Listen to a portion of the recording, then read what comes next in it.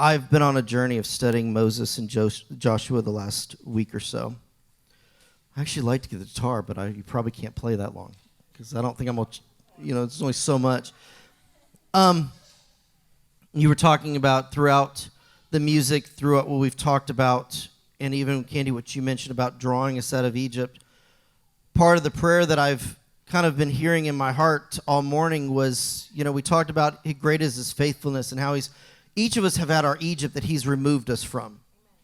Whether it be spiritually speaking, emotionally, physically, maybe it was where we grew up. I mean, talking about whether or not we dreamed of ever not being in California, Marcia, and then being here in Georgia. Yeah, that was never in my playlist. But he's drawn us out of Egypt. Now, the Israelites made a mistake when they came out. They forgot to trust in him. That's where they made their error. If we could just start with one. Now, they had a few. But if we want to go the root error, that was it. They put a leader in place. God said, Moses, this is what you're going to do.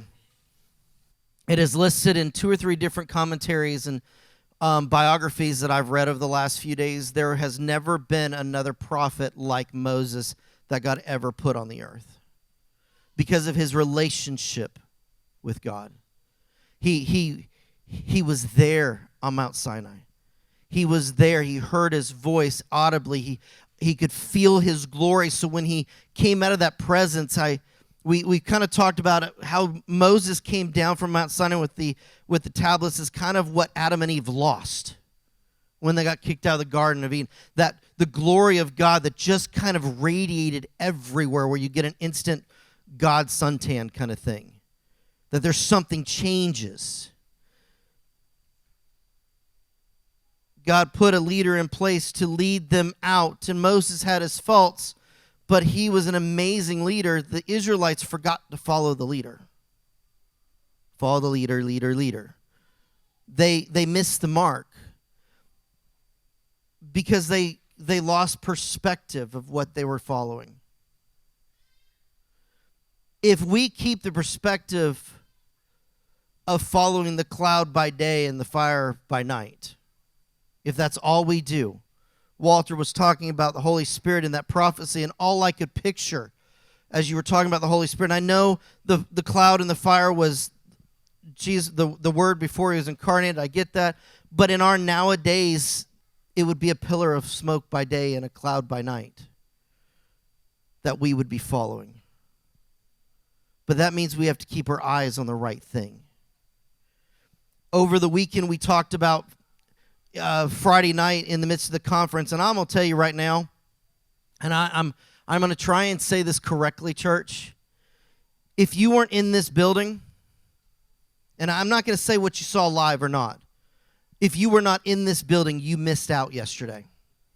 And you can complain to me later that I said it. You might be offended, and I don't really care. I'm just going to say it. You should have been here to support the leadership you had standing here teaching. You should have been here. You lost your perspective. You can be offended, and I honestly will tell you right now, I don't care.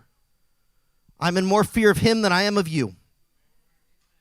But when we keep our perspective right with God, everything, he'll supply your needs. The Israelites, when they were hungry, what did he do? He fed them. Even when they were lost in the wilderness, just circling around because they weren't going to enter the promised land, he still took care of them, even in their sin. He's done that for each and every one of us. They got offended because they couldn't see his perspective. They got impatient because they weren't standing on the hill where he was at. But that was his calling, not theirs. They lost perspective.